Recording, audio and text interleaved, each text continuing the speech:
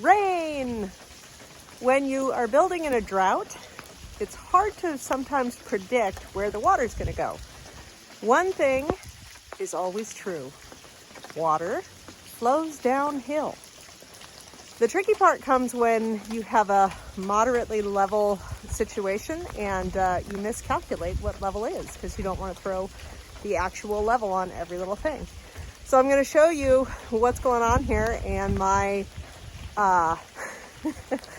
very resourceful, we'll call it, fix for now. We just had our house roofed and the gutters put on, I don't know, 2 or 3 months ago now. And these downspouts are eventually going to be kicked out with real live downspout kickouts or whatever it is they're called. But we hadn't gotten around to it yet. So what was going on is that the water there at the corner of the house was just kind of flowing willy-nilly wherever it wanted to. And where it wanted to was back underneath the house. Now these piers are quite deep in the ground, so ultimately it's not like an, oh my gosh, we gotta fix this right this second moment. But it's not good to have water going under your house. So I have these chunks of leftover vinyl flooring from the flooring project.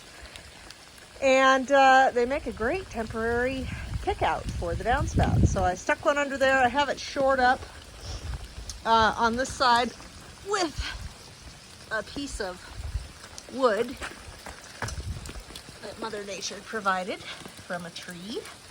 And I have it also shored up on the back there so that it doesn't flop over and start pooling backwards. So then what I had to do was channel the water where I wanted it to go. So right now I have it channeled far enough away from the house that it's not gonna go under the house.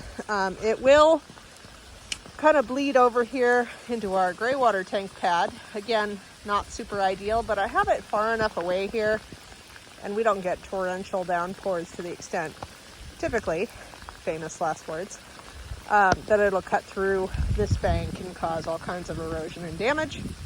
The slope isn't severe enough to worry about that. So that is today's project on top of projects, because of course that wasn't why I originally came up here.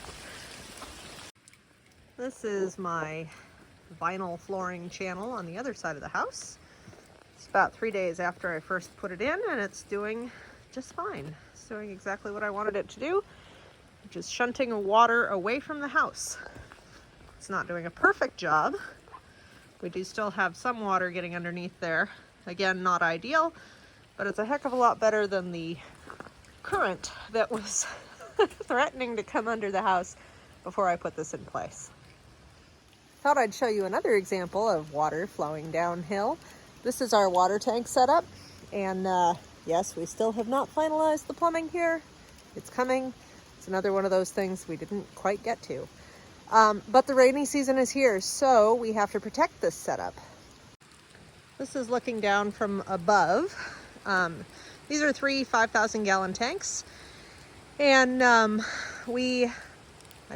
William, cut this tank pad out of the hillside here in order to support these tanks. So ultimately, we will seed and probably throw some wattles on this hillside just to make sure that it doesn't collapse. It's doing really well, knock on wood.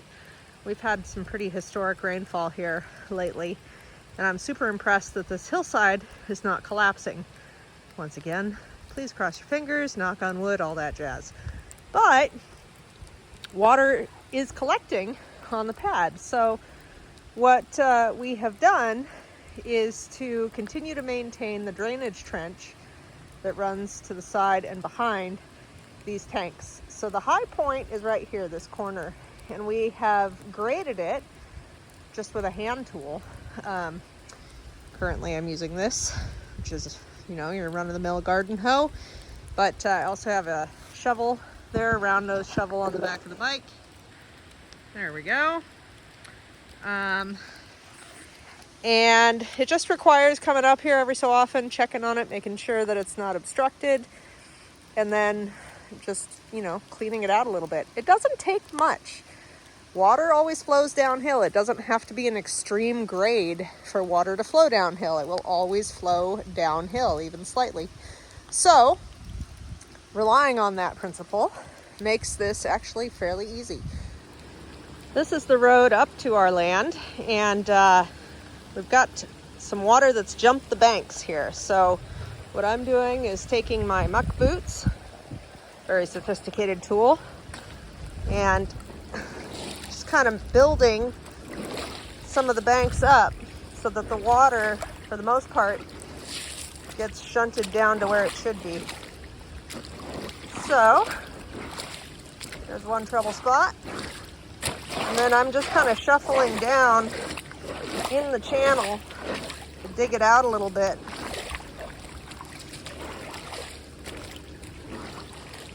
It's important to keep up on this stuff as much as possible, because if you let it just go wherever it wants, pretty soon you won't have a road.